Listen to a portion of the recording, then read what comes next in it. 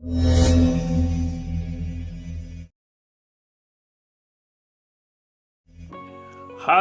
anak-anak pintar Indonesia, apa kabar semuanya? Semoga kita dalam keadaan sehat selalu ya.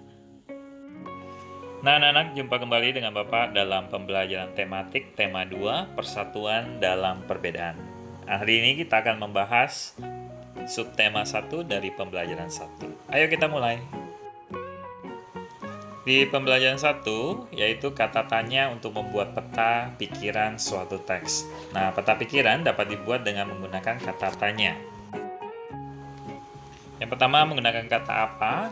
Kata apa untuk menanyakan hal atau peristiwa yang terjadi. Siapa untuk menanyakan seseorang atau pelaku yang terlibat dalam suatu peristiwa. Kapan?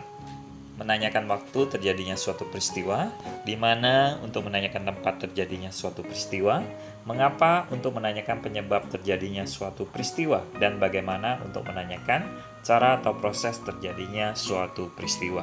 Ini kata tanya ya. Apa, siapa, kapan, di mana, mengapa, dan bagaimana.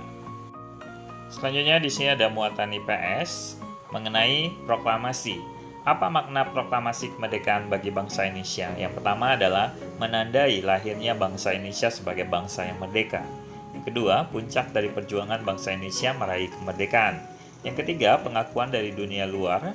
Yang keempat, bukti bahwa Indonesia itu merupakan bangsa yang mandiri.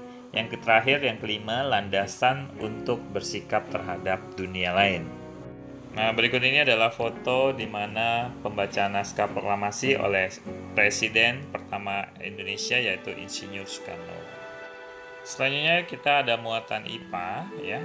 Cara tumbuhan menyesuaikan diri terhadap lingkungannya, itu adaptasi tumbuhan di lingkungan yang kering, yang disebut dengan xerofit, seperti tanaman kaktus. Selanjutnya, adaptasi tumbuhan di lingkungan yang berkadar garam tinggi, yang disebut dengan halofit, seperti tanaman bakau. Seterusnya yaitu adaptasi tumbuhan di lingkungan air, seperti tanaman teratai. Di lingkungan air disebut hidrofit ya, seperti teratai, enceng gondok, dan lain-lain. Berikutnya yaitu adaptasi tumbuhan di lingkungan yang lembab, yang disebut dengan higrofit, seperti tanaman lumut. Lihat pada gambar contoh lumut. Oke, seterusnya yaitu adaptasi tumbuhan di lingkungan yang miskin nitrogen. Contoh tumbuhannya yaitu tanaman kantung semar. Lihat pada gambar. Nah, yang terakhir yaitu adaptasi tumbuhan untuk berkembang biak. Nah, seperti tanaman rafflesia yang mengeluarkan bau busuk untuk menarik dari perhatian serangga seperti lalat, hinggap, dan membantu penyerbukan. Ya. Nah, pada gambar itu tanaman rafflesia. Sampai jumpa di pembelajaran 2. Bye-bye.